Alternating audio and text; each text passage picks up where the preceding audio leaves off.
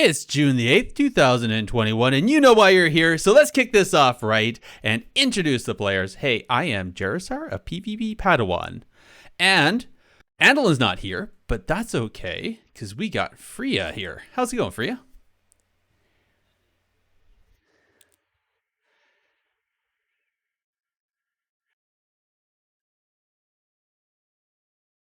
Awesome. Yeah, no, that's you're saying you just did some exams or something like that. You're saying?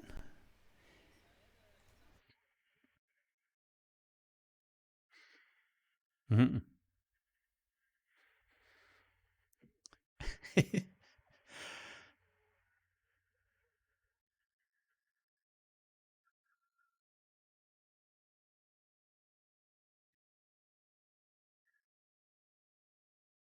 Nice.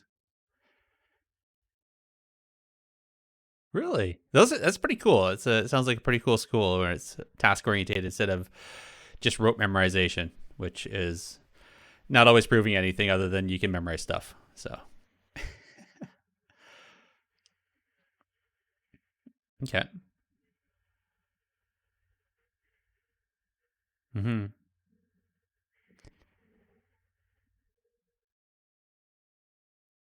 Makes sense. Awesome. Awesome. Well, other than going to school, why don't you tell my listener, tell the listeners who you are. What do you do?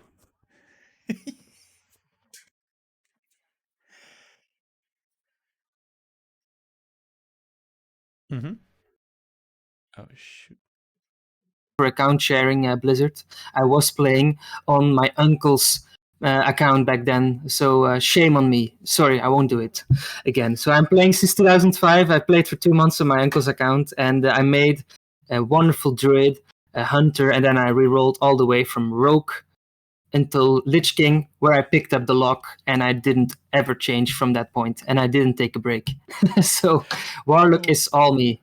Wow. Yes. I love Warlock. It's yeah. I picked it up in Classic and never put him down. He's always been my So main go to. Yeah.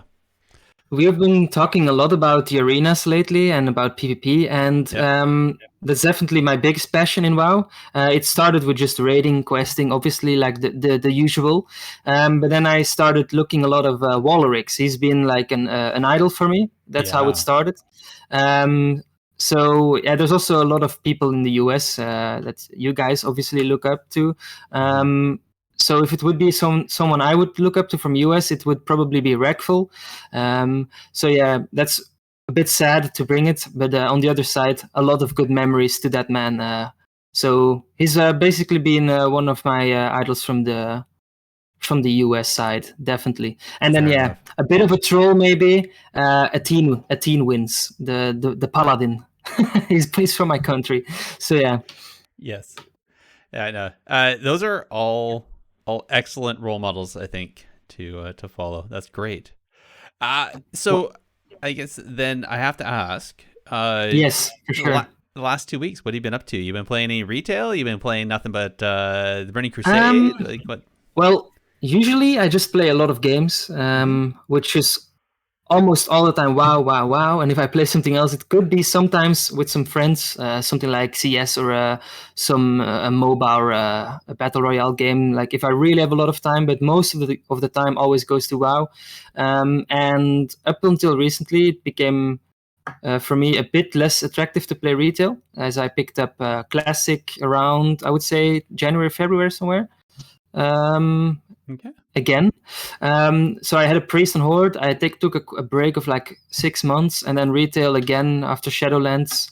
The start was fun, I have to be honest, but then it clearly became the cycle again of people leaving and Mm-hmm. the game becoming, yeah. Won't really say dead, but yeah, I guess it is what it is. So many people in Classic, at least, I think it's more a moving phase. People are waiting it out, the patches. Yeah, I.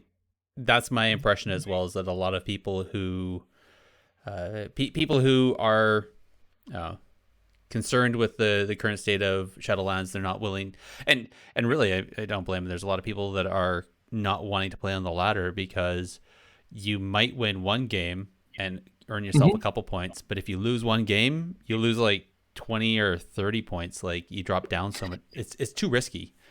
Yeah, I personally am a Warlock main, which is lots of fun in TBC, was lots of fun in Classic, but in retail, nobody wants a Warlock. I mean, let's face it, we just want combustion, we want to have the people with the most gear in general, we want warriors, and I mean, I don't blame people for playing the meta, but I think it has to start from a development thing, that the game is attractive PvP side as well, and not just PvE.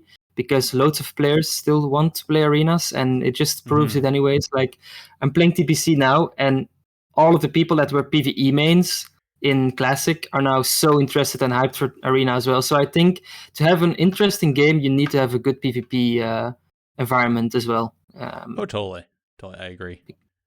It's why I enjoy PvP. Even if I do it casually, it's still fun, right? So it's always fun at all levels. So it's just getting boring when it's. For example, I got back into League of Legends after 6-7 years, like a month or two ago. Yeah. So because I was so bored of retail, and I was basically locked out on my PvE in Classic. And sure, World PvP can be fun, but if you want to play something rewarding, such as like a 2-2 or a 2-6 type of game on retail, obviously you can get some more fun in there as well. It can be challenging, but if you only see the same comp, it's getting boring as well. So yeah, you're definitely looking for a change of game, really. Yeah, and nothing's wrong with that. I mean, if you're just walk away from the game for a bit, and it'll be here when you want to come back, right? So definitely, and I've actually never taken a break from retail. It's just that I never took a break from WoW. And it's quite ironically that I'm taking the break from WoW because of WoW. That is like a drug addict saying, I'm taking a break of whatever. You can fill it in, to be honest. Yeah. Well, they always said that the only thing that was going to kill WoW, they're always like, oh, there's going to be a WoW killer new game. It's going to be WoW. It's WoW. They always said it was going to be WoW. It's the only thing that was going to kill WoW. So there you go. Indeed. It's kind of correct. Funny. Well, awesome. Well, I'll say I haven't been doing a lot of PvP per se. What I did do is I've been doing a lot of collecting. I've been going around and trying to get things that I hadn't gotten for years and that. So I see. Completionist. Yeah. So one of the things I realized is it was courtesy of my wife. She went in one of the auction house and bought herself a vial of the sand. So she has the sandstone. Oh yeah. So I get to ride on her back every once in a while, which is fun. And she reminded me, we were playing. And I was like, oh yeah, that I don't have that. Shoot. So I was like, oh yeah, that's that pain in the butt. That's the RNG inside the RNG of archaeology. I'm like, all right. So I got on my alchemist, my priest, and he'd been sitting around in Borealis, just chilling. So I was like, all right. So I was flying around Borealis, all around the Alliance side there, and the archaeology sites are like super grouped. It's really easy to get to them. I was just hopping around all over the place, and turning those in for the tokens, for the Tolvir tokens, so that I could work through Tolvir, hopefully. So I got, I think I got through 4 canopy jars. Still never got the recipe for the vial of sands, but I was getting over 2,000 experience rested and just over 1,000 experience non-rested just every time I picked up an archaeology dig. And each dig site is like 8 digs. So next thing I know, after like a week of doing this, I was level 55 already. Oh, it's horrible. Yeah, I remember leveling it, and I was a mount collector on the side of playing arenas. So when I didn't have queues, I was just farming mounts and instances and stuff like that. So mount specifically, because I was never close to gladiator around like 212 or something. So I started. I got my first, I think it was 18 or something, 2018, and I since then got 5 titles, because once you get one, you manage to get people, and that's how you build like the players, really. So I went from playing just with the friends and getting the gladiator titles.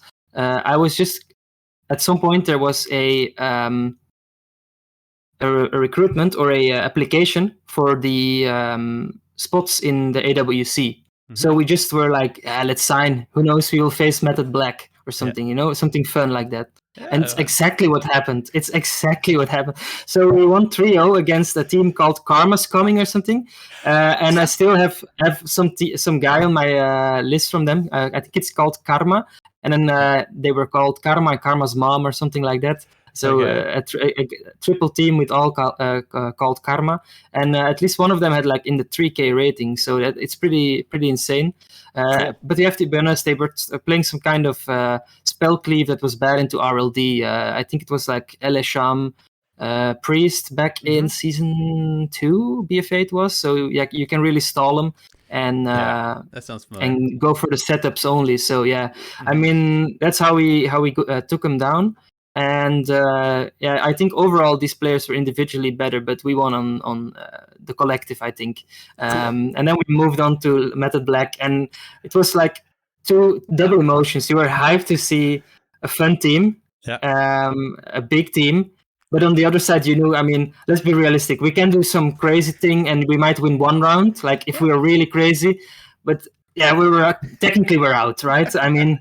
It's like on the other side as well, like facing boys like Snuts and back in the days, of course, Van Rookie or Galubaba, these big boys out there. Yeah. So no chance. So you instantly get that little anxiety. You're like, ooh, you might be able to get a win, but still, it's just because it was close at some point. I think second game we got block of Raikou, and it was either first or third game that we had the Cloak of Waz at like 3% or something. So wow. But that was the closest. But yeah, having a block of Mage is just like getting close or coming a little bit towards it. But then once Raikou's block is down, he's playing really defensive, so there's no chance you'll get him after that. No, exactly. He's just gonna turtle it, and I mean, no, of course, it's how you do play it though. So yeah. Yeah, exactly. Well, cool. But yeah, that's basically awesome. it. Yeah. So I was gonna say, anyway, because I was level 55, I realized that if I kept trying to do this digging, I was going to get level 60 and still be in BFA gear, and then trying to go through the initial maw and all that other stuff and all the preliminary stuff with just BFA gear, but level 60 was going to be just it was going to be not nice. So indeed. So I just it's definitely a different type of approach in the game, and I wish at some point, like even if it's just for a couple of days or a week, that I would not know how fun PvP was, right? So I would approach the game so casually, like back in the day, and just play the game, launch it, and do some cooking or something like something random. I never did that for the last years, really. I've maxed out professions, and then when the new expansion hits, you just add that little extra, but you never do the whole journey again. So yeah, it's a different game nowadays. For sure. But yeah, it's definitely fun. It's definitely fun if you can alternate between classic and retail. So ideally, let's say I have all the time in the world, I would play one main, one alt on TBC, and then just one main on retail. So that would be the ideal scenario. But then, first of all, I want to see some results, Blizz. I wouldn't even imagine leveling 2 characters through Classic and Burning Crusade. I'd have to buy the boost. Like there's no way. I'm at 5 right now. I feel a bit sweaty. Yeah, that's insane. Well, definitely. Let's move on. Let's go into let's roll into Knee Greed Pass, and then we'll see what your thoughts are on this part. If I can remember how to do this. Oh, there it is. Where do I have to look? It's on the stream. No, I am going to talk. So this likely won't sure. Right. So keep Zoe. All right. So, Need Green and Pass. This is that fun segment where I'm going to pose a scenario with 3 options, and yourself as the guest, and I'll do it as well. And a reminder, people at home, people watching right now, you can also play along. So you're going to choose one option to need, one option to greed, and the third one to pass on. And I can only use them once on all of them, right? Yeah, Do I exactly. know all the questions beforehand, or do I have to Nope. think wisely? I am going to tell you right now. All So, right. Okay. Awesome. since this conversation is going to be about Burning Crusade, and Yes. I know just from watching people's streams and some of the social media stuff that Mm-hmm. people are realizing just how imbalanced some of the servers are, and I think I saw. I think somebody was talking about. I think it was Venruki was sitting in a 45-minute BG queue because he's Horde. So, how to fix the BG queues in Burning Crusade? So, option one, uh, Blizzard implements a merc mode. So, bring the mercenary mode to Burning Crusade. Option two is just remove the. So they always have the faction requirement where it Yeah. always has to be Horde versus Alliance. Just remove that. They do it. Oh, that's what you mean with mercenary mode. Yeah, sure. So just make like in RBGs, Horde being able to queue in Horde and Alliance against Alliance, for example, Exactly. right? So that's option Okay, two. yeah, So sure, yeah. option For one, casual or yeah, for the casual okay, yeah. BGs. So Okay. again, option one is bring in mercenary mode, so you can switch faction. Option two is remove the faction requirement from the BGs themselves. So, like you said, you can have Horde versus Horde just like in rated. Yeah. Or option three, put all the servers on the same battle group. So Okay, then, so let's revise. Those were free, right? Yeah. So we had the battle groups one, removing Yes. mercenaries, meaning Horde against Horde.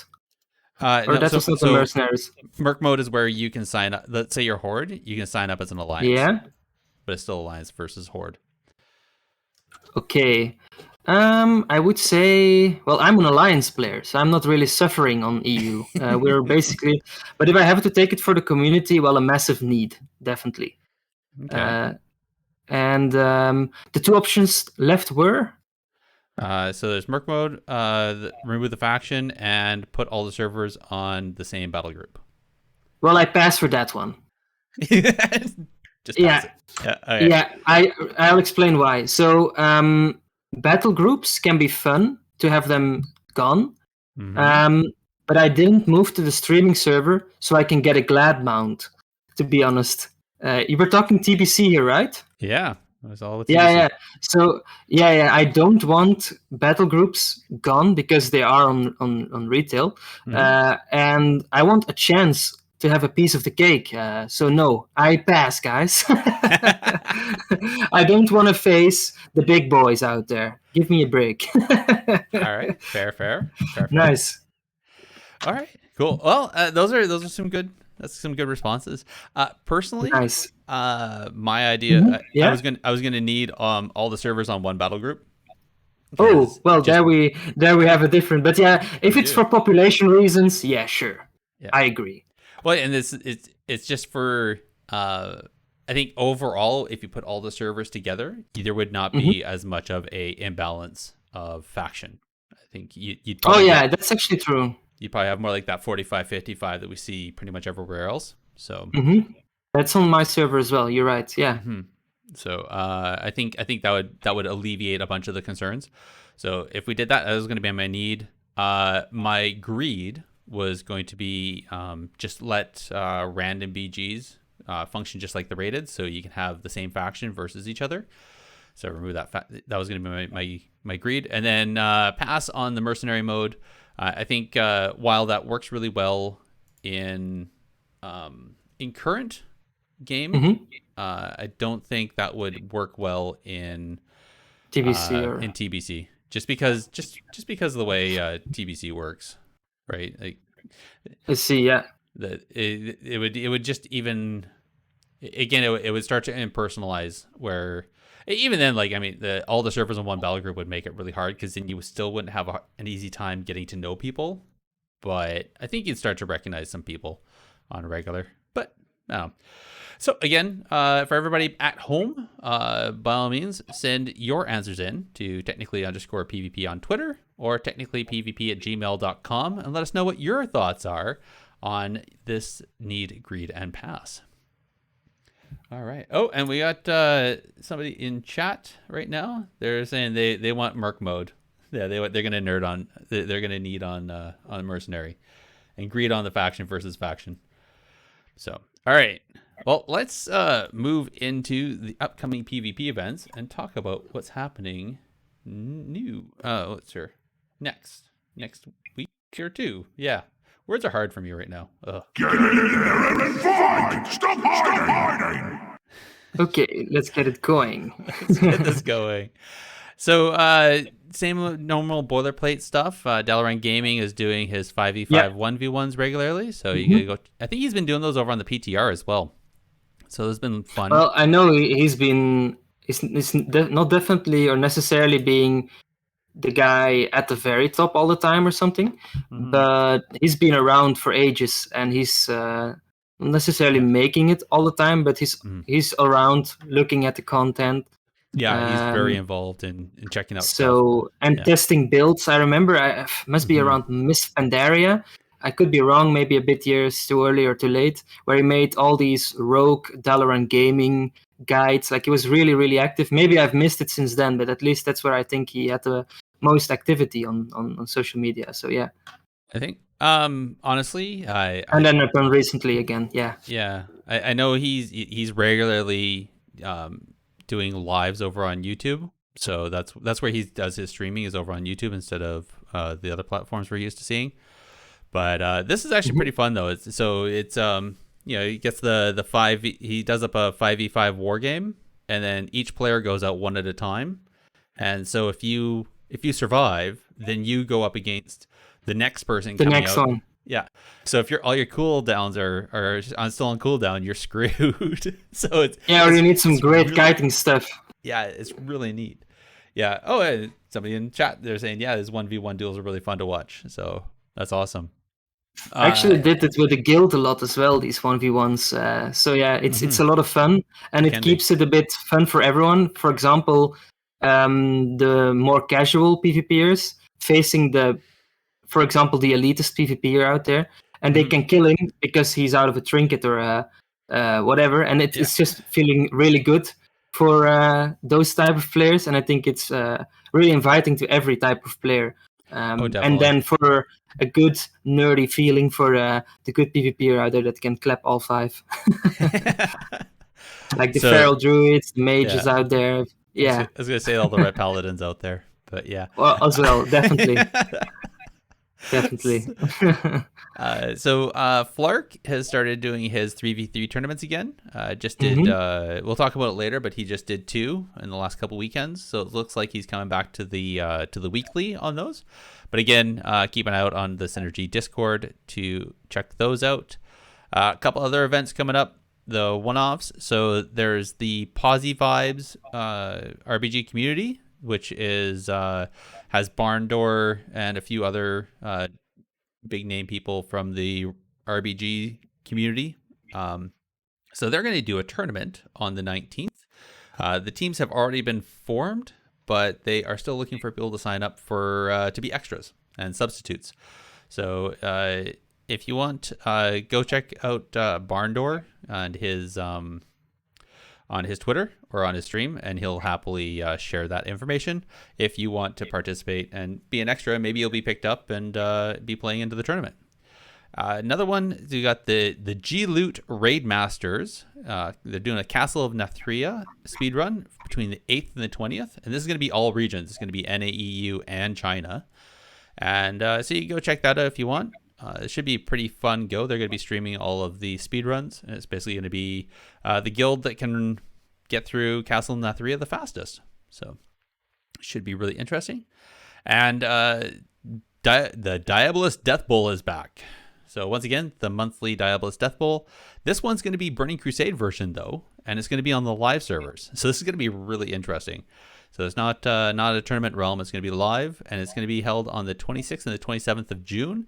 And North America. So they have a listing of the countries that can participate, and it's all Canada, US, South America, and a whole bunch of the other little countries in the Caribbean and whatnot. So pretty much that whole hemisphere. And last but not least, while we are waiting for the Season 2 circuit for Blizzard tournaments, they snuck out a tweet saying they're going to do a TBC arena tournament as well. No date yet. No date. So tempting. So that's going to be pretty cool, though. I'm expecting that's probably going to be on TR. We'll have to see. So that's as much as I know about PvP events that are coming up in the next few weeks. If anybody knows of anything, by all means, again, same details I gave before. Let us know, and we'll happily share the information to our listeners at the next podcast. All right, let's get into the subject analysis now, and we can actually talk about what you've been doing in the Burning Crusade. I'm gonna light you up, sweet cheeks. Me? You're meaning with that? Yeah, you. Awesome. So yeah, I mean, you're also talking to the audience now. So, well, what I've been doing in TBC, I have been pumping my guild. I'm the guild master of a wonderful guild called the Mickey Mouse Clubhouse, and we are a somewhere between casual and hardcore. So I guess that would be a semi-hardcore guild. Okay. So we're a 2-day raiding guild, and we've actually just killed the first boss in Gruul.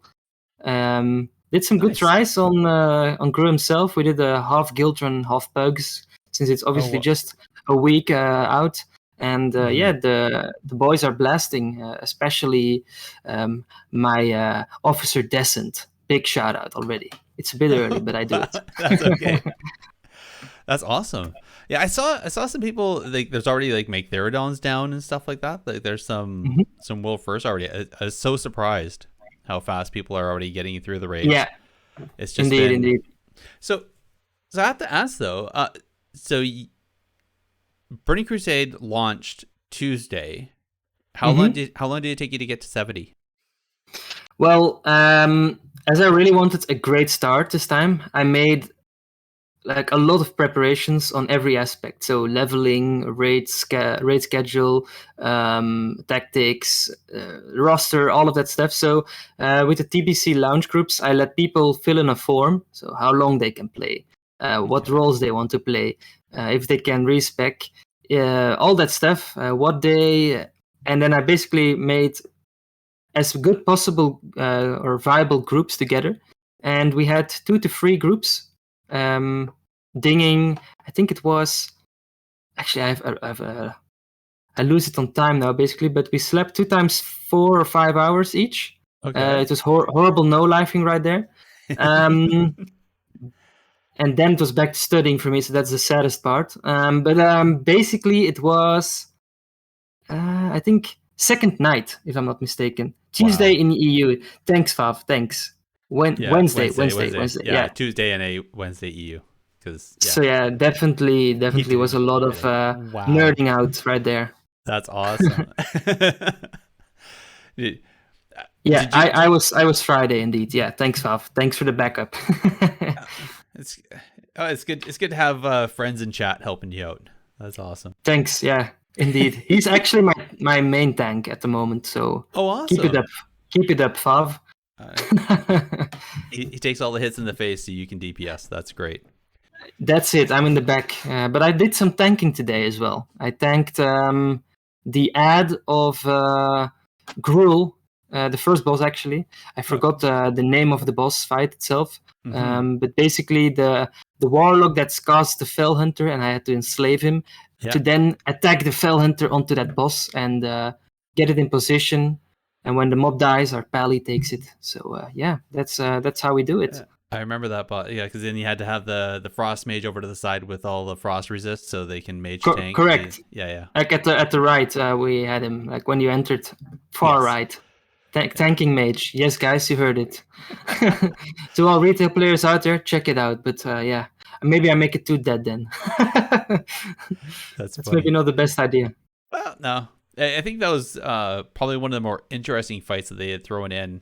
There were some definitely innovative fights that they put into TBC, and I think you're kind of pointing out something is that even if you're semi hardcore and you're going to be PvPing, you still needed to raid because the PvE gear was still very very viable for PvP, right? So it's really the fact that you're capped on the arena points. So if you're just with the blue gear, you'll miss stats. I mean, sure, resilience is important. Let's not forget that. But there are definitely some nice pieces to get. Can I do the shout out to Skill Capped here? I guess I can. I've been on the show, so they have some wonderful guides on gearing as well. So you should definitely check it out if you want to be knowing what exactly you need. But yeah, whilst you're not having all that PvP gear from Honor, well, you definitely want to have some PvE on the side to fill in some nice base stats already. So yeah, especially beginning of the season there. Yeah. But late it gets less important. You need some items here and there, but yeah, it's overall just raiding for me. It's because I want to have some fun with the guild. It's been a long time I've said I wanted to raid. So yeah. Are you guys doing 5-man or 5-person grouping and going into the BGs as well? We have been doing that in the pre-patch, spamming as much honor as possible. But so far, we have been focusing on the raiding. Karazhan has been almost completed now. Oh, cool. On Prince, but our warrior wasn't with us. He rerolled, so he doesn't have the tier 3 gear. He's basically getting big claps. It's not Favna, by the way. It's our other warrior, because we have 3 groups running for Karazhan. Wow. So yeah, we have basically all of our members in these Karazhan groups, and then we have one roster of 25, and the 5 remaining from the 3x10 from Karazhan are the standby people.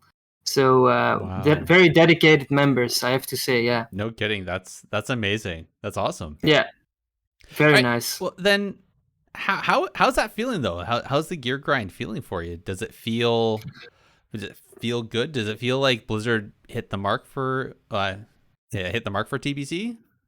Yeah, to be honest, I think what makes it so fulfilling is there's no personal loot. So the loot that is there, you have to make good rules. So what we have is a wish list system, which makes it so that you can choose the items you want.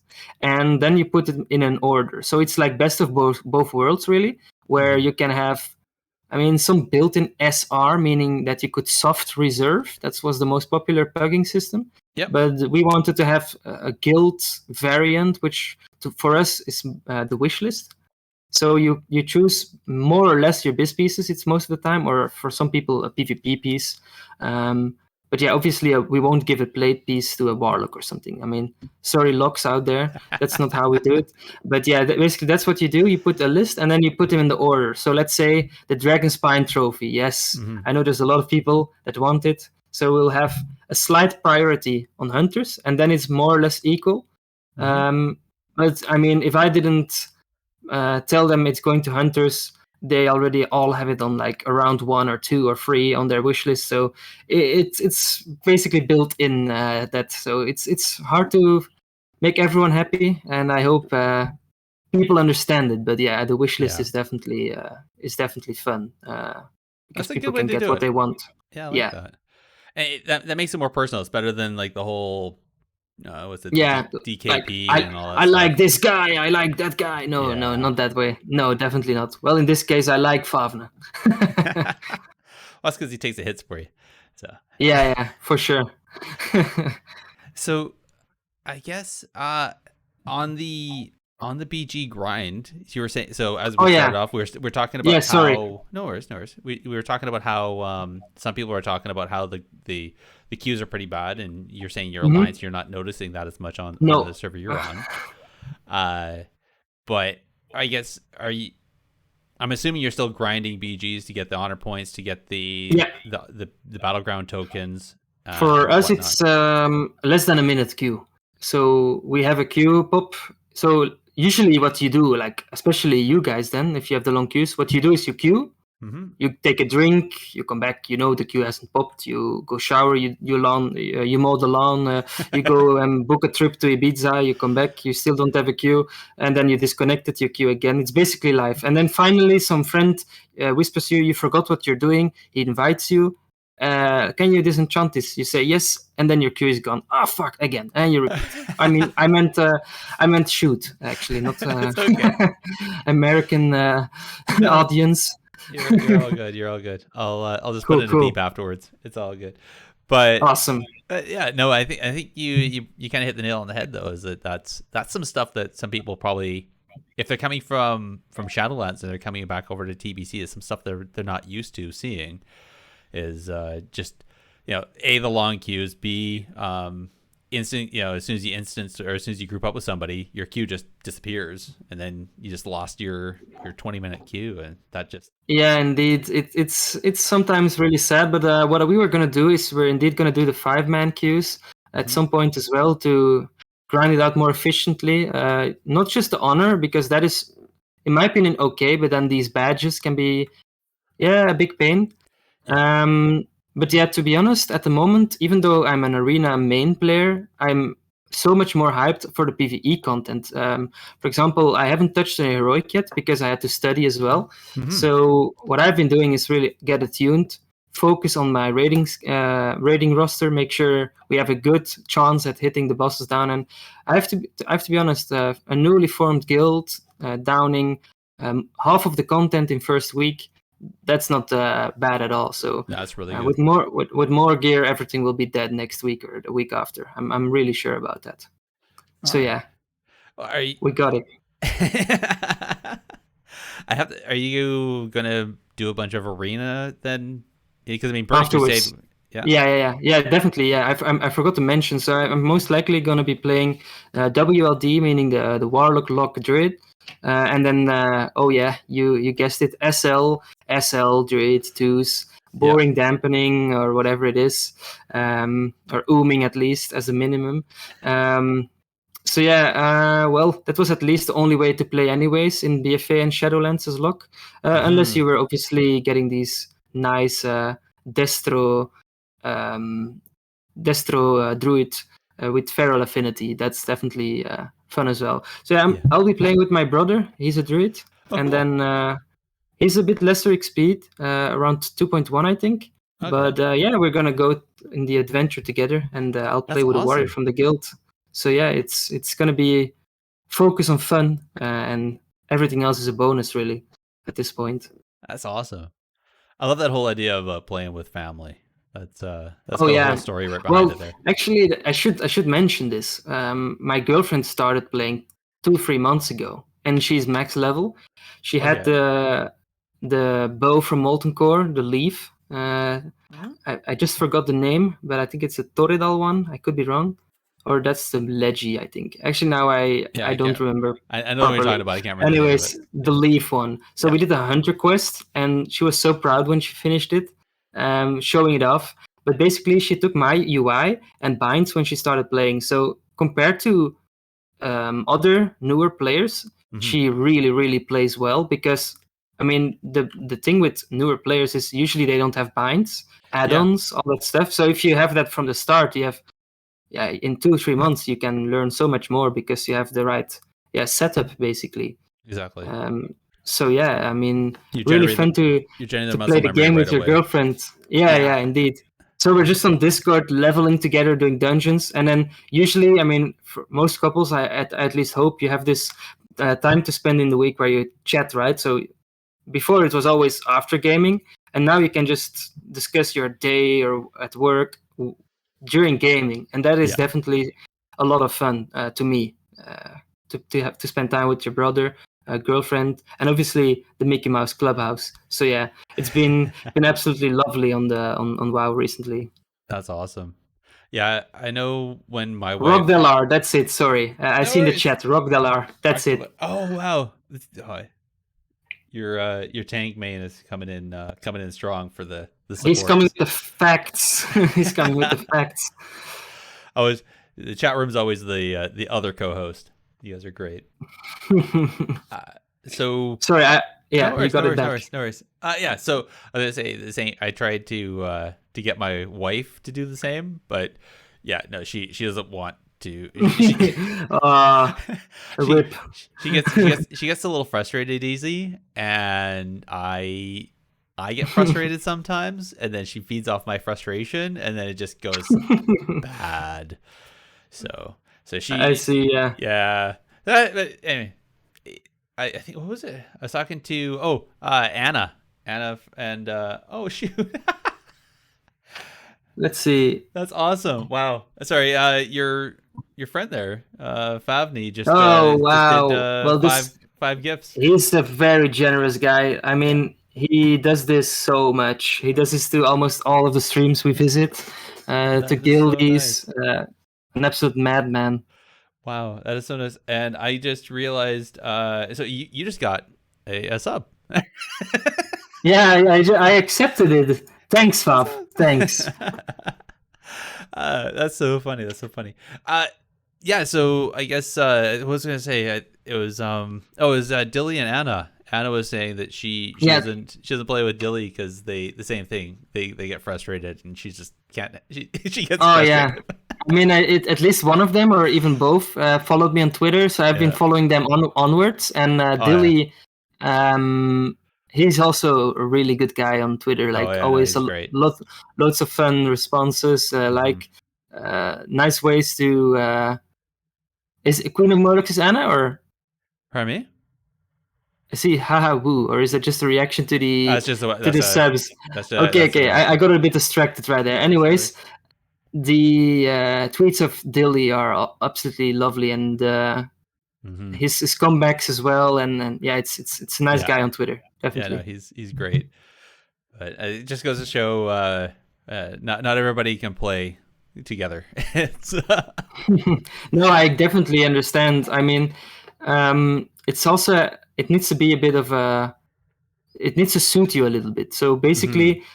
This is actually how it started, to be honest. She basically said 4 or 5 months ago, then I guess it is, TBC comes out or something, and then, or at least when it was released, somewhere around that area, it's coming out. Do you want to play it together? No, that was right after, sorry. So got a bit of a distraction of when it was. So basically first she asked, do you want to play this game on the PS4 or 5?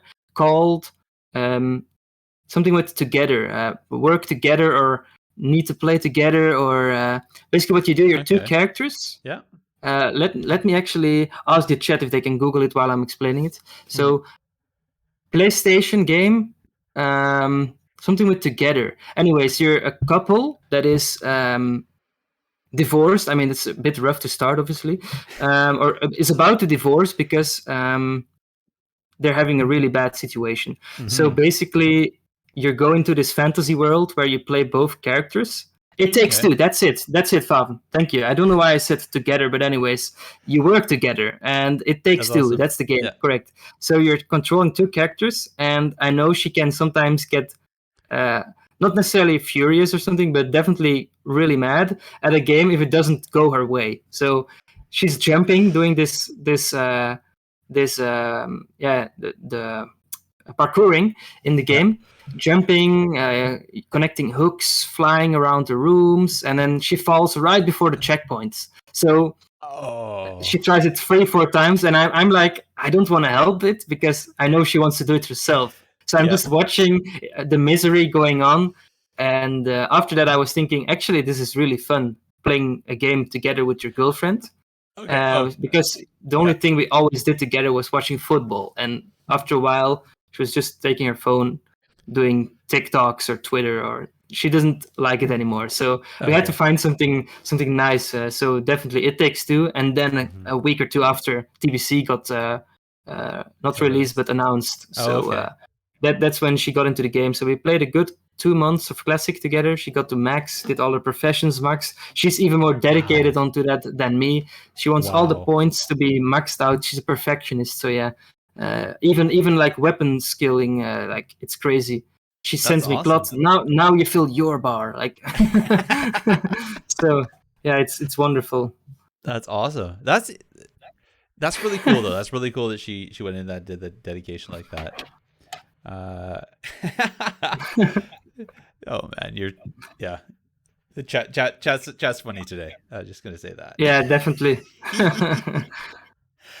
Well, cool. I guess so. Now we talked about what it's been like. What's the big plans? What do you see? Let's say, because Burning Crusade, I think it is probably going to go for at least 2 years before they even get towards whatever else they're going to do, right? Lich King, you said it. Yeah. We're getting close. We don't know yet. We're getting close. We are. But what are the plans? What do you see the Mickey Mouse Club?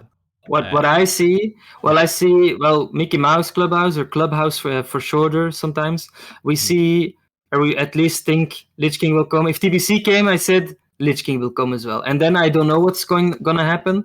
But I think these. I mean, sorry, Ian has cost us if I'm wrong. But if the game is going bad, you guys have a backup plan. And I think the next time it's going bad, you guys will release Lich King.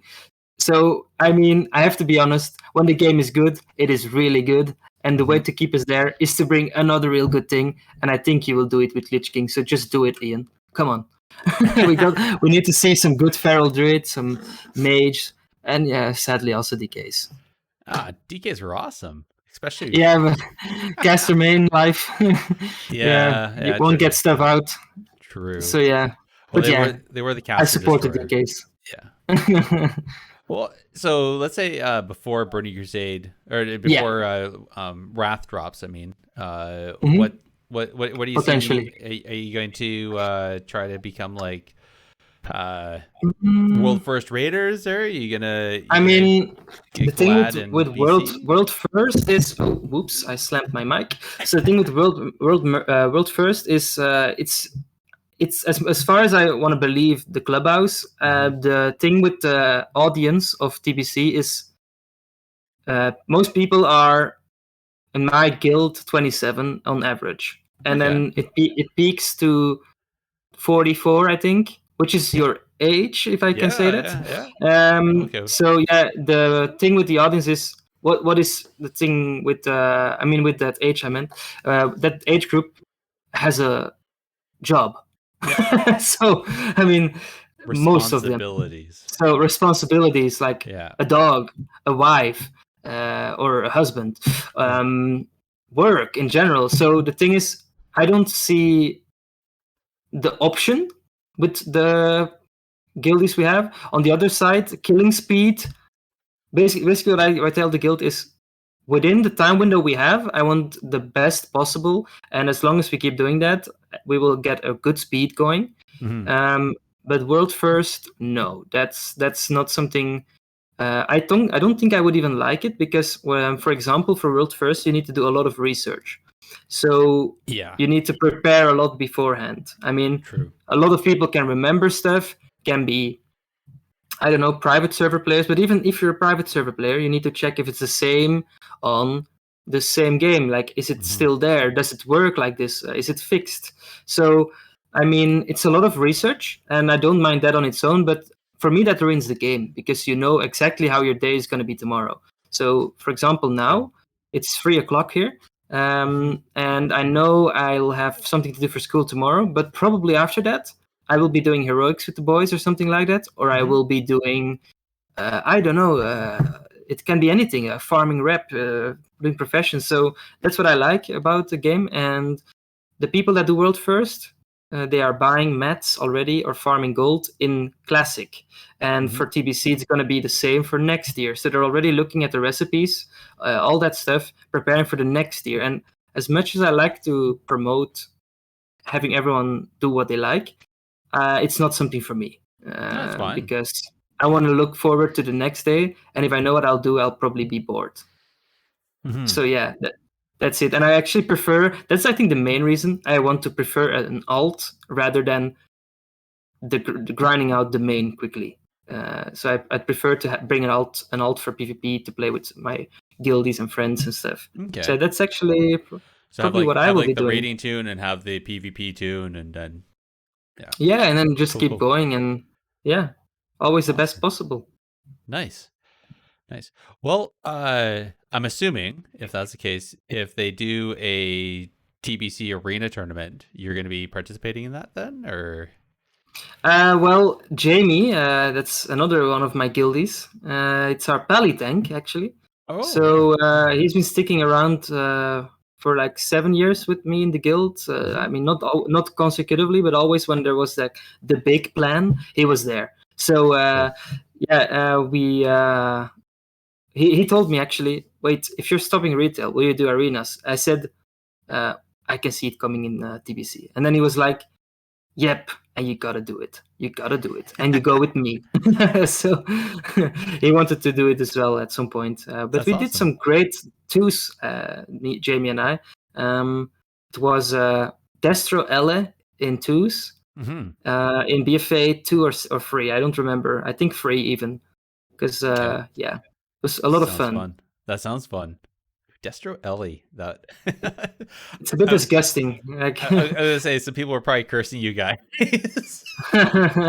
yeah, I mean, something similar, I would say, is I mean, not necessarily the exact same playstyle, but something that works off real well. Like in MoB, you had these symbiosis on druids and shaman, and then Mhm. you had this massive off heals while also being able to two clap someone in a go. So you could be infinitely kiting, healing each other up, kiting around the pillar, and then he gets greedy, no trinket, clap, gone. And yeah, that's really frustrating to play against. Yeah. So yeah, I mean, Just double don't get DPS. greedy. I like to watch like I think it was Venruki's Zico double Mhm. mage facing. I think it was Marmalade, Orange Marmalade. That sounds. Yep. Yeah, I think they faced him in arena, and then also Yeah. I was on the PTR. They were playing around over there. I remember yeah, that. definitely. So I mean, as much as I like to see this content, I think it's also a game for specific type of people when it comes to hardcore, because you need to know a lot. But I think in the end, everyone can compete. But yeah, I've seen some really frustrated people not being able to get out of the leveling phase, or at least annoyed, maybe not frustrated. But I think it was Peekaboo leveling pretty slowly, like, fuck this. Yeah. But yeah, definitely, I remember him tweeting definitely about fun. that. Yeah. He was like, I'm doing this wrong. It was like 48 hours later, and he was like still like 55 or something. He's like, I'm doing something wrong. But I think I remember when I was leveling back, way back when it was the first time through, and I just had fun. Like there's the main quest line, but then there's all little side quests all along the way, Yeah, and I found those are so much more fun. Like and they're so distracting. Like I just, because it's a completionist mind, right? You see the exclamation mark, you have to take it regardless if it's main story or not, and you end up going down these little rabbit holes. And next, you no, know, indeed. it's Actually, like it was questing for gold, because what we did was level dungeons, yeah, and then for the rep, and the second reason, so you save your quest for gold at max level, because experience is that's turned into smart. gold. Yeah. So that's where we got a lot of gold, and because I got max already, I was just reading the quest for once. So I was in Terrorcar outside Shatrat, Yeah. like east. I don't remember the town name, but I saw these moths flying around, and then suddenly I started reading the quests, and I think it was like, I can see you, or he can see you, or something. That was the quest name or something, and I was like, I can see what? So I was reading them for once, and then I looked up and I saw this massive moth. So yeah, that is definitely fun to, for once, read the quest once you Yeah. can take your time for it. So that's another reason why world first, definitely, I guess, why there's an audience for it. And definitely watching it is for sure for everybody, I think, or for the majority.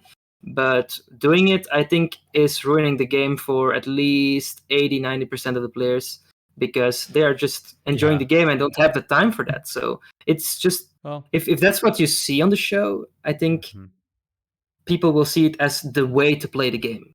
So yeah.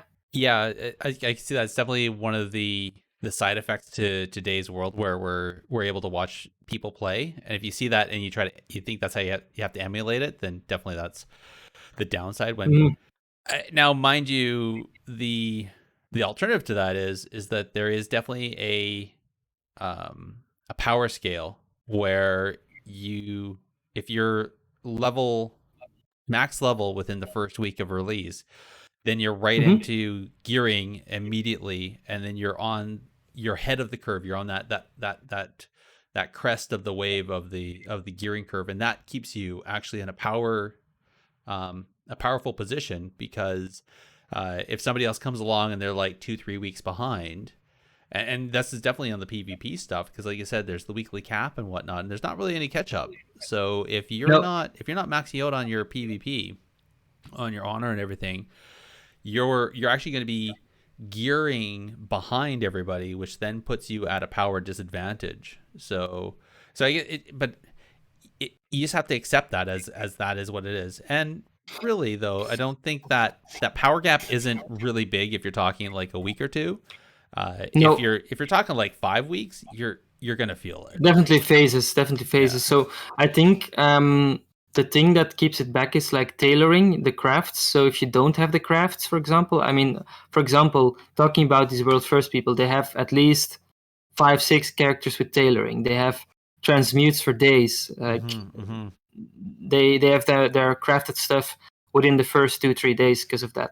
So they're ahead easily 4 or 5 pieces after a week or something. But that's just not what you have to look at for as a hardcore even guild. I mean, world first compared to hardcores are casuals. It's just the way it is. So I mean, everyone needs to look at what is fun for them and needs to progress, because TBC is this game where all types of players are welcome. And in retail, I think it's a big gap in between the casuals and the big players, where you just, I mean, not because that is the type of players interested, but it's because it's the supported, it's how it's supported. So you have at one side people boosting nonstop, and they basically have the monopoly over the LFG system, because why would you pug if you can buy it, right? Especially with the tokens. So you have this massive easier. gap. Yeah. So why would you spend your time doing the whole raid for? I mean, I forgot the names even of those thingies that you farm for putting in your follower. I forgot the name because I'd never actually read it. So in retail, you have these. In Shadowlands, you have conduits. Yeah, the conduit slots. Yeah, that's it. That's the name. So just for that, even for from 8% going to 9%, people would spend weeks and months to get it on a mythic, for example, and you have to pug with the worst players out there. And then for others, they are playing with really toxic people because they want to move on, and it's just really hard to have. I mean, I'm saying worst players because it's worse from the perspective of the good people or good people. So what you want to have is multiple ways or at least categories of players that are welcome in the game. So I've seen on my server, we have some world first attempts on our server. We have some hardcore, or at least same level but more days. I would say that's just hardcore then. Then we have a 2-day raiding guild that want to focus to the semi-hardcore. And I think then you have like occasional raiders. Then you have some casuals that pug in those guilds as well. And then you have just the people doing quests and leveling. So I think it's really, really on the spectrum. You can easily hop from one to another throughout the phases. And it's almost impossible on retail, I would say, as a newer player. Well, again, so like today, right after reset, I was running around and I was actually quite surprised how busy I was seeing, like just how busy everything was. There's a large number of people are still in the maw doing all the stuff. I had no in the week leading up to getting max level, I had no problem getting into queues on dungeons and that. There's still a bunch of people leveling and everything. So now that's leveling and doing ults and that, which I'm assuming there's a lot of people still doing because they're probably preparing for 9.1. Exactly. Correct. Yeah. So they're just goofing around because they're not doing anything at max level because they're mythic. Well, it's also like the competitive player out there, like either in retail or in classic, like they're both in each position. So let's say you're a player that wants to be competitive on retail, and the only reason you don't go to classic is because you're so much behind and you need to level and you need. So those players are around, probably re-rolling or preparing for next phase or anything like that, preparing their guild, coming back from a big break or something like that. So I'm not necessarily saying that's why I came back to it, or not really dead. Like it's just less popular, especially on Twitch right now. So you see all the big boys out there streaming TBC, and it's definitely also a hype thing. I'm 100% sure it dropped as well on classic. But the big difference is arenas, and you can keep the PvP interest going. So Yeah, I had some people True. from retail on my battle tag, and I got this whisper like, "Oh wow, you are also on GoalMag EU." And then I was like, "Wait, oh, you're also my server." And the fact that it's not cross realm makes it extra special because you have someone to play with you knew before. But Yeah. yeah, definitely know people, not lacking people to play now in the clubhouse. So That's awesome. more than enough people. That's awesome. Well, I think it's good to know. It's good to hear that the gaming style is still pretty much what it used to be, and Hmm.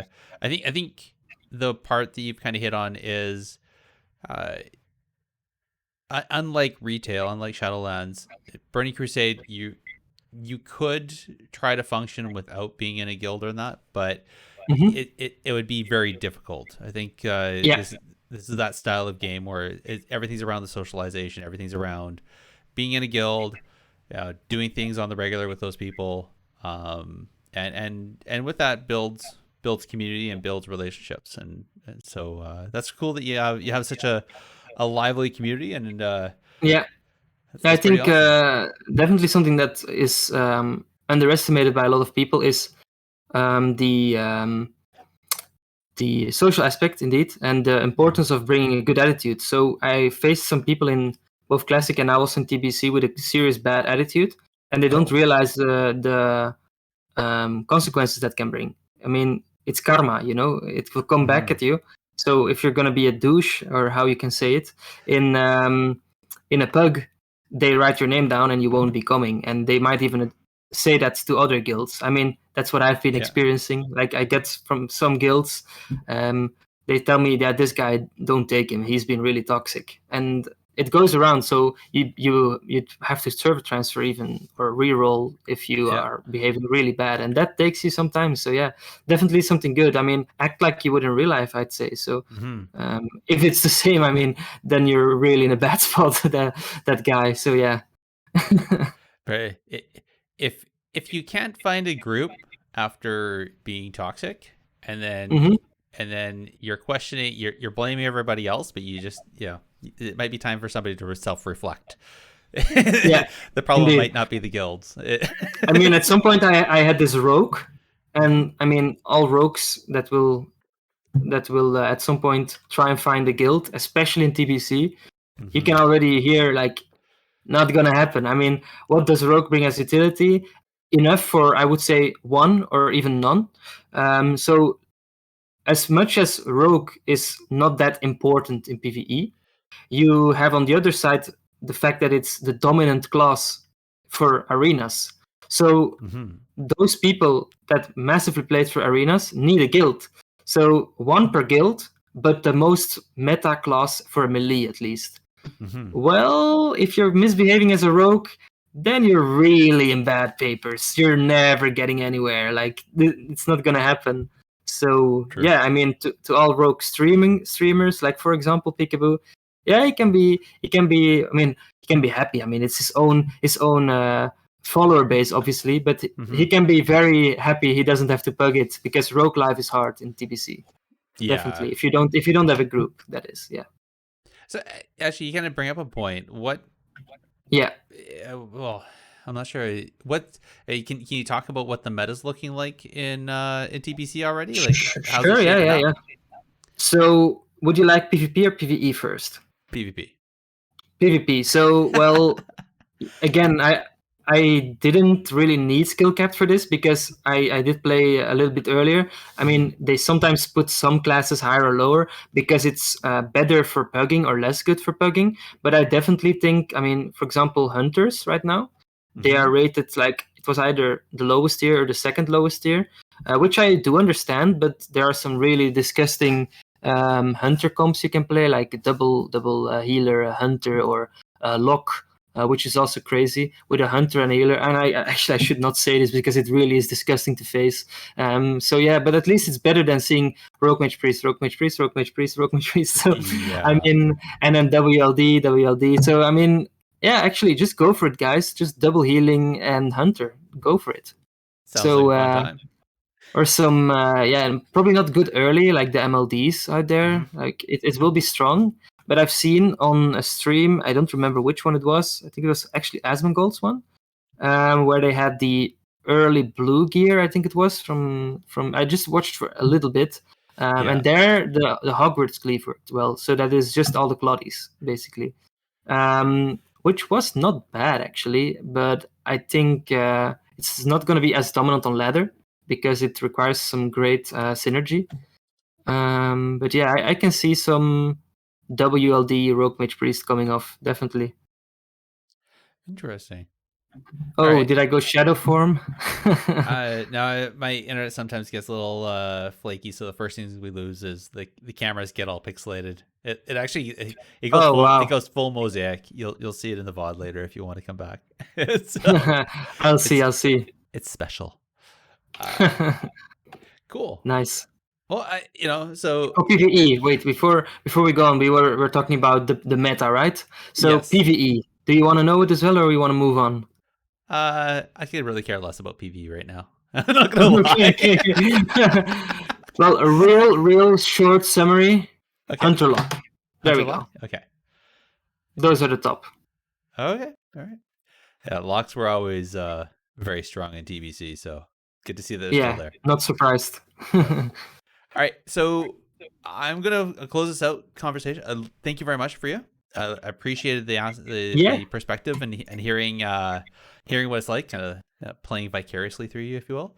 But definitely. I'm going to close off with the thing we always ask, which is the one thing you would change. So scenario being, you're talking with Ian Hazakostas, and he's like, "Yo, Freija, no cost, don't worry about whether it's ridiculous or if you think it's yeah, exactly. Yeah. What's one? But you only get one thing. You can only choose one thing. What's the one thing you would change about TBC? About TBC, the TBC Classic. Yeah. Well, let's think a little bit about that first.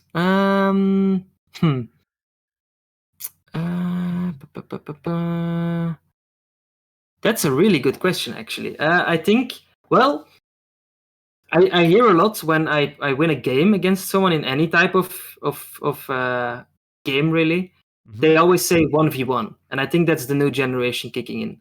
So the Gen Zers or the younger Gen Zers or even the 2000, and I don't know where you place them, just give them free gear only for 1v1 and let them 1v1 arena. I want to see these kids go ham.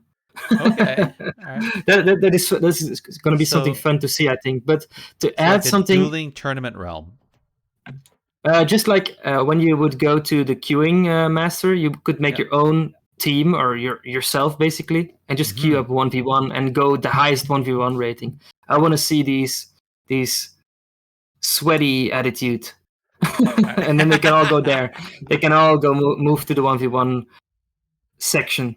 Oh wow! Okay, cool. Because I couldn't come up with anything else, to be honest. For example, adding a class would definitely not be good because only melee got added, really. So I'm happy with being ranged and dominating them. So let's see what else. What else do we have? No. You got it. You said your one thing. That is it. That is it. Yeah, that's all you get. I think that's a good thing. I like it. I'm gonna kind of, I was thinking something similar, if you will, but or maybe that's why I thought of it. But I would ask for the tournament access realm to be added in. So I think already, you mean? Yeah. I think that wasn't until a few expansions later that they really brought in the tournament access realm. Wasn't it Kata? Yeah, it was Kata that they did it. So or late Lich King, I think, but probably Kata. I think it was. I'm not sure if it was Lich King. I know it's most likely not. No, at least Kata, yeah. So, but I'd love to see a Burning Crusade tournament access realm. So you could, pay an extra, I don't know, pay $20 and get access to a tournament realm and just actually just PvP and not have to do all the grinds in that, like you said. But yeah, definitely. I mean, if they would add it in the deluxe edition, everyone would buy it. So, well, I think they would. We'll see. We will see. Let's not give too many ideas. That's a question for. All right, so I'm throwing this one to the listeners. This is quite serious, folks. I want to know. Come on, Clubhouse. Yeah, if this is kind of like a verbal poll, but if there was a Burning Crusade tournament access realm, would you buy it? Would you buy? And I'm talking paid access. So this is on top of your subscription. This is top of everything else. What would be the price though? I don't. I was gonna say $20, $20 US. 20 bucks in your regional. That's usually. It's around €20 as well. Like yeah. I think depends at the moment, really. Yeah, I'll say €20 or 20 USD. But if they did that, would you buy it and play in a tournament access realm? So, if you're in chat, answer right now. If not, send us an email. Again, technically pvp@gmail.com. I want to know. Just subject line at Burning Crusade tournament or tournament access. All right. And on that, we are going to move into the PvP news and see what has happened. As soon as I do All right. Who ordered up an extra large can of whoop ass? There we go. Thanks, Millhouse. So, as far as news, May was a busy month for events. It started off busy, ended busy. So there was the Oasis Discord, the Oasis community. They did their own, they called it the Keystone Builders, but it was basically the Great Push. So that finished on the 28th, and the team Nukem won that one. Congratulations to them. Overall, I think that was a great Mythic tournament that they ran. It was really well done. And then you have the Method Mayhem, the North American version, happened on the 29th of May. So on top of their $2,000 prize pool, they also crowdsourced another $350. And Team Hakai took first place on that one. So congratulations to those folks. Again, kind of mentioned it there, but the Great Push, the Mythic Key push tournament that they did on the 28th to the 30th finished. And I'm gonna say I totally forgot to write down who won. Oh shoot! I suck. I completely suck at this. I'm going to just keep talking for a second, and you've got it soon. You've got it soon. I don't know. We'll see if I can. Well, the weather in Belgium is quite. I have your back. You got yeah. It's just rainy, most likely. It's Belgium. Oh my gosh, they don't. Why don't they have it? Oh no! All right, whatever. Somebody won it. I don't know. I'm gonna. And they were good. They did wonderful. So I want to say it was a great tournament. I watched a bunch of it. I just didn't watch the final, the ladder of that day. But I'll admit, I found it much more enjoyable to watch that as well as the Keystone Builders than watching any of the other Mythic Plus tournaments that they'd had previously, where it was just the 1v1 groups. Because this was all the teams at the same time, like all just going, and it was really good because then you could bounce around and see what people were doing. And can we watch that somewhere afterwards? Yeah. So they streamed the Great Push on the official Warcraft YouTube channel, but they also co-streamed it or streamed it on the Twitch channel as well. So all the VODs are there. So you go check that out. Yeah. I'll check it out, yeah. All right. And I'm trying to think what else. Oh, yeah. So like I mentioned, our buddy Flark, he hosted 2 Synergy tournaments. One on the 30th and one on the 6th of June. So first, congratulations to Roxy's Please, Bite Sized, and Brit for winning the one on the 30th. And then on the 6th, it goes to Holy Mage. What a name. Holy Mage, Fazendil, and Nani Waifu. And that was actually really interesting because Holy Mage's team got knocked into the lower bracket in the semis. Then they came back, they won to the grand finals, and they reset the bracket and won again because it was double elimination. So because they came out of the lower and they defeated the champions, it then reversed, and then they had to play again and win again. So it was, and Holy Mage, his internet was just the worst Like, I think he DC'd like 8 times, and they still came through and won. It was absolutely amazing. So if you guys want, go check that out. It's over on Flark's Twitch channel for all that. Did the Golden Guardians win the Great Push? Somebody in chat thinks it was the Golden Guardians.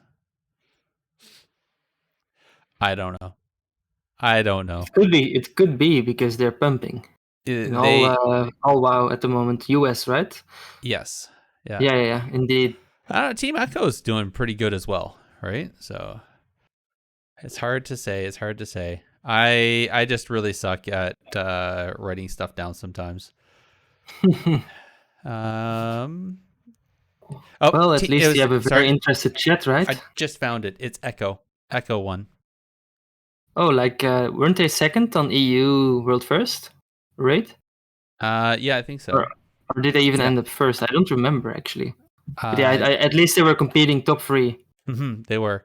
Yeah. But yeah, they end up winning. So now Fragments, Gingy, Zelia, and Sottle won the Great Push with a plus 28 Plague Fall. Okay, that sounds pretty rough in my opinion. Definitely not comfy. So right, and what gear do you get? I'm just kidding.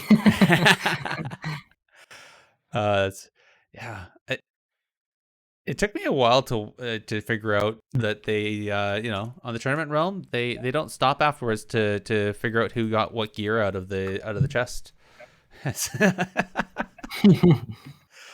So imagine the item level would scale all the way up. Then you'd have some big clapper loot. And it just keeps going. That would be crazy if they did that. All right, rolling back through. So there was a couple hot fixes. Mostly was on Burning Crusade, I think. I don't remember there being anything massively in the PvP stuff, though. I mean, there's some prayer mending can't, a bunch of Burning Crusade stuff. So the prayer mending can't bounce outside of the priest group. Mage Blast, the Mage's Arcane Blast cast time reduction is effective immediately with subsequent casts. That's pretty good. Feign Death will no longer drop the hunter out of combat during raid encounters.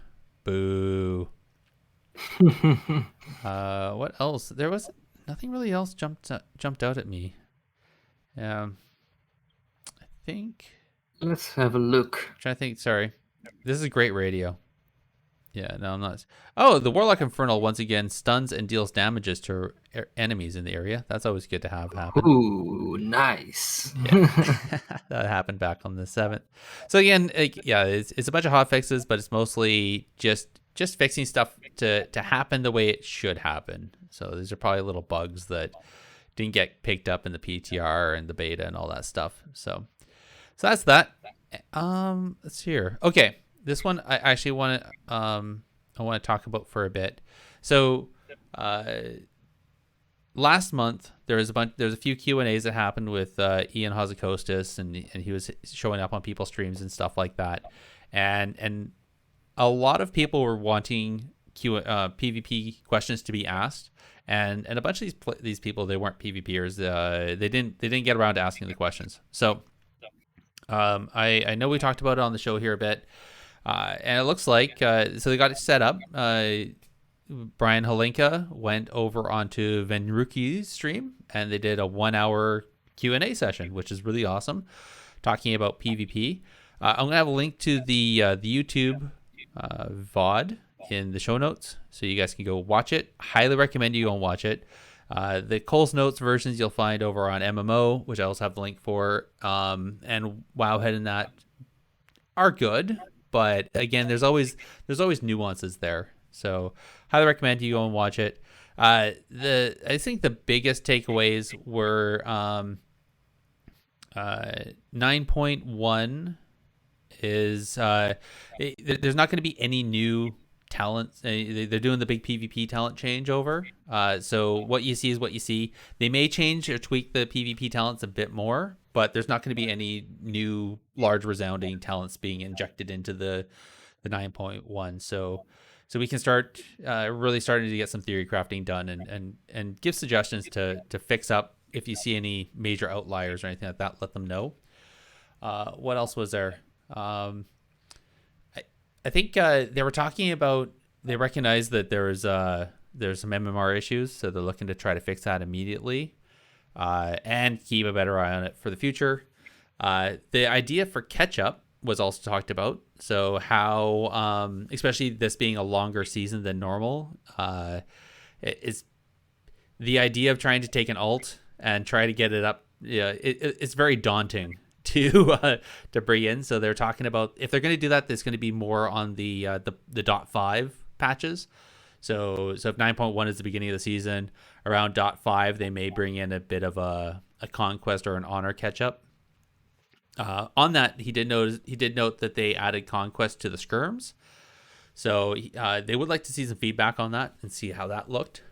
And the other neat one was talking about RBGs, and so. Oh, sorry. I guess so. They talked about solo queue. They're still not sold on solo queue. They think they're going to work more on getting LFG tweaked a bit better. So you might be able to have a queue going while still being able to surf and look for other queues, right? Look for other people that have groups set up, and also maybe or not maybe put in a way so it's more apparent what a person's actual rating is, what their skill level is based off of their achievements and their rating and all that. So that'd be cool. And then they said for RBGs, they're probably gonna do a bit of a full overhaul on the RBG. It's kind of rebuilt it from ground up. They're not. So it got a little weird. So he's talking about the 6v6 versus the 10v10. And this one really tweaked a few people in the community. So they're talking, if they're going to do 6v6, they probably wouldn't do 10v10. They didn't want to have two ladders running, just because out of fear of decimating the player pool. So, if you have a 6v6, why would anybody be playing 10v10? Or it'd pull a bunch of people out of that player pool. So that caused a bit of a reaction. I don't know. I'm kind of two minds here. I could see like the 10v10 definitely has the nostalgia, but I could also see this being similar to what we saw with raiding, where it went from 40 man down to 25, now 20 man for the 20 person for the mythic plus or the mythic raiding. I don't know. What do you think?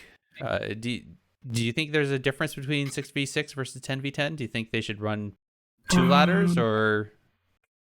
Well, what I think, if you have 10v10, you need longer time to form. And the meta is usually the same. Mm-hmm. To be honest, it takes a lot of preparation to have a good team. And because you need 10 people, it can be loud as well. So I think for some people and the most audience as well, like you said, the nostalgia about it, will prefer the 10v10. But on the other side, like a vast majority of the player base will probably prefer the 6v6 over it. So I don't think they have to necessarily remove it or something, but perhaps, I don't know if it's possible in any way, but rotate them in a weekly basis or a 2-weekly basis, 6v6, 10v10, 6v6, 10v10. I wouldn't know if that's anywhere possible, but then just like events, but then with rating, I would say you can do it.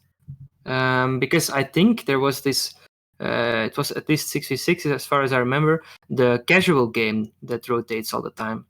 The brawls. Those brawls, right? Yeah. So those were a neat test bed for it. So it was a lot of fun doing these with 6 or with the amount it was, but it was definitely not 10. So it was fun doing those mini games where you can just play the game instead of having that 10v10. If you don't dispel him or let the FC get out of combat, he will get sapped and you lose or whatever like that. Like this massive try-hard atmosphere in 10v10 is, it brings a big elitist attitude in EU. You have these like 2 or 3 teams, and then they don't queue or they queue snipe lower teams or higher teams on their alts to ruin their rating. It's really that bad on EU. I think for the vast majority, a 6v6 would be more suitable.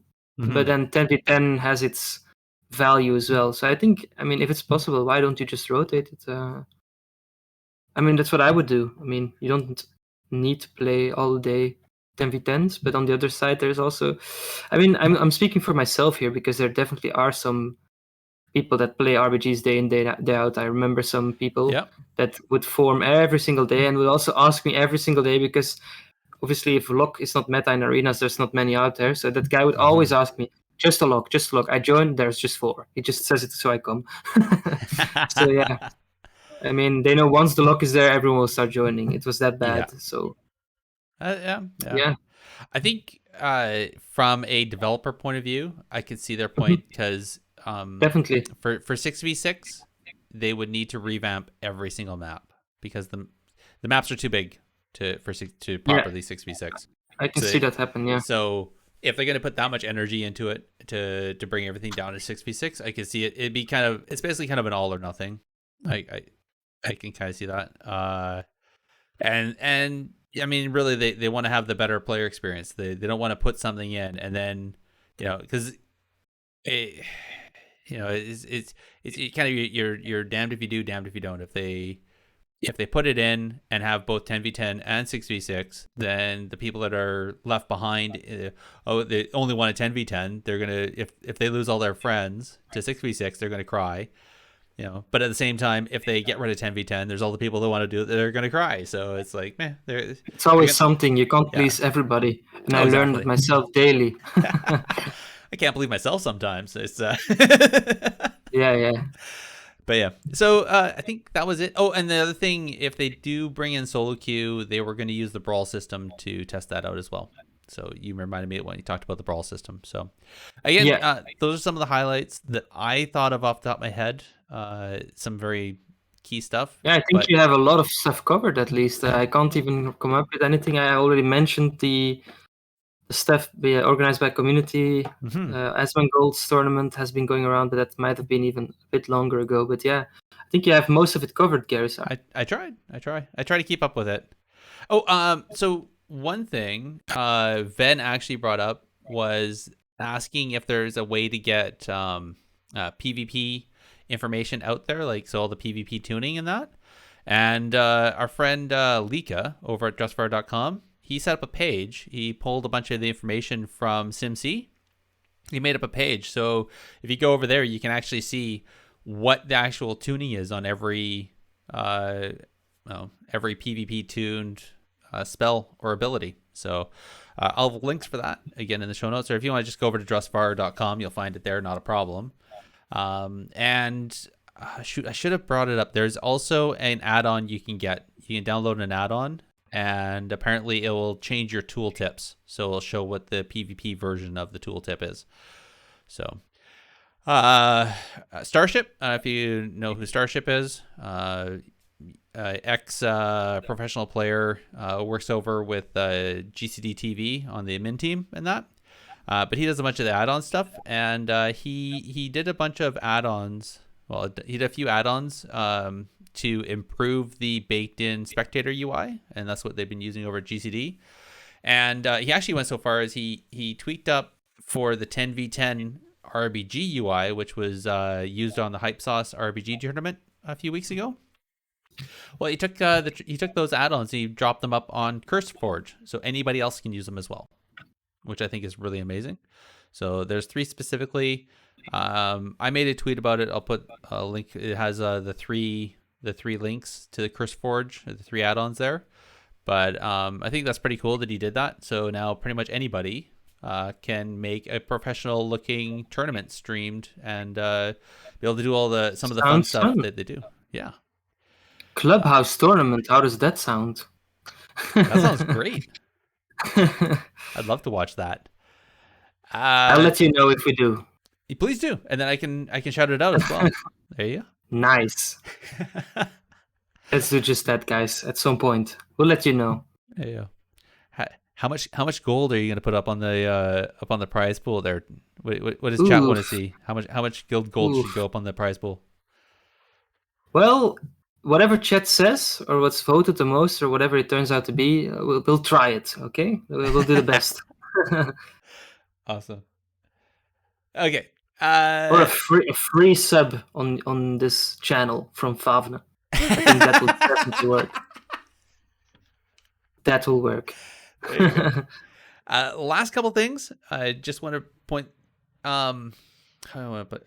I want to really highlight this one.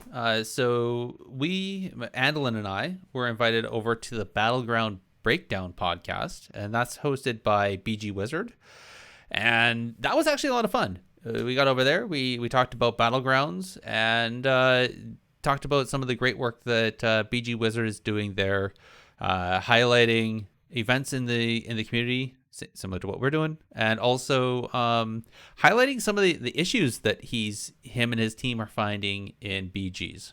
So in hopes to help raise awareness and hopefully get them fixed. So if you guys want to check that out, it's a pretty good podcast. They have some regular high ranked high CR PvPers on that, and just gabbing about Battlegrounds. It's pretty fun. So you can check that out. And again, following the Q&A, there was a Play with the Blues event over on the PTR. So that happened on the 4th of June. And so my understanding is the BGs were quite fun and quite hopping. I didn't get a chance to play. I'm not sure if did you get a chance to play in any of that, Freija? The Play with the Blues on the PTR? Or are you playing? You're probably playing Burning Crusade. I've been playing Burning Crusade, to be quite honest. But I definitely don't mind joining these events in the future if it's accessible on EU. So yeah, that doesn't sound too bad. All these things, definitely something to look forward to. Yeah, it's usually a pretty good time. So they put up a forum post to get feedback from the community to see how things felt. Some really great feedback on that. About right now, there's 38 posts on that. I thought it was pretty good.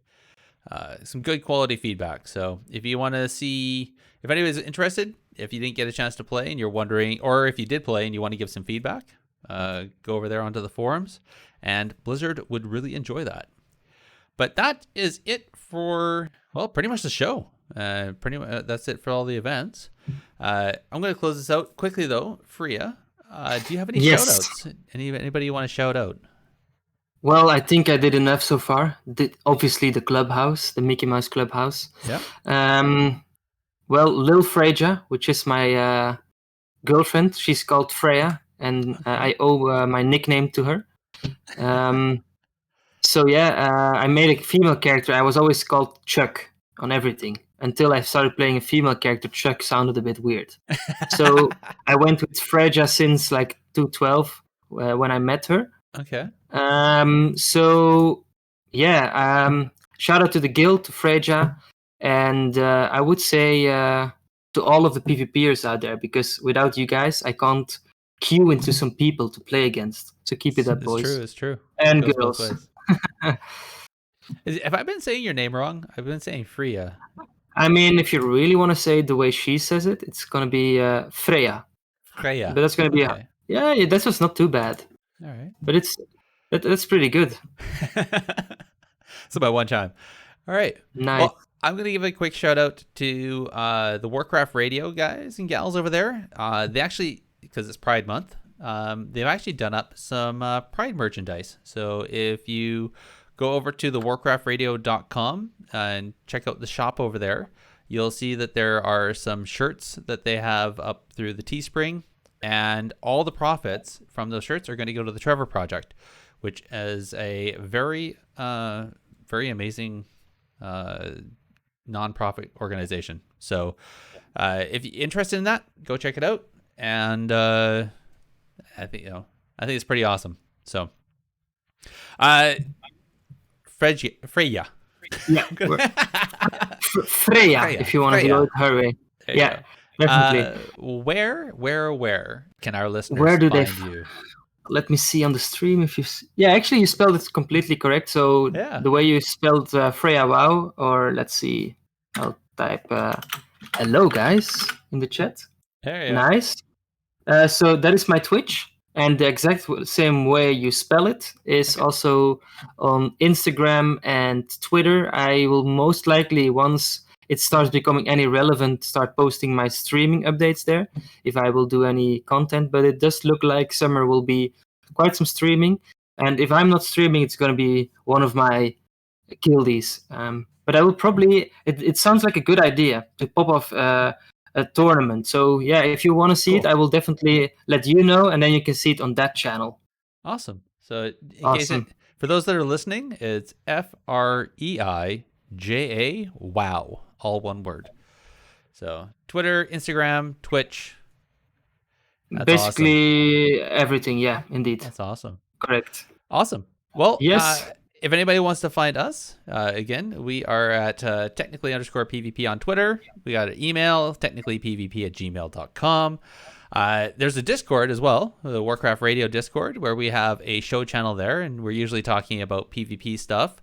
I will admit, it was pretty busy, and then I think some of the end season doldrums have hit everybody, so it's been a little quiet there. But I expect once we hear the 9.1 actually announced and all that, it should be getting a little bit busier. And speaking of the Warcraft Radio, they have a directory over on their website of all of the Blizzard game podcasts. So if you go over there, you can find not just us, but all of the known ones all the ones that everybody knows about over there. And they also actually have a review system, so you can write down a review and let podcasters know and other listeners what you think of those podcasts. So, and by all means, go over there and give us a review. Let us know what we're doing right, doing wrong, and give us a 5-star regardless. No, I'm kidding. Give us what you think we deserve.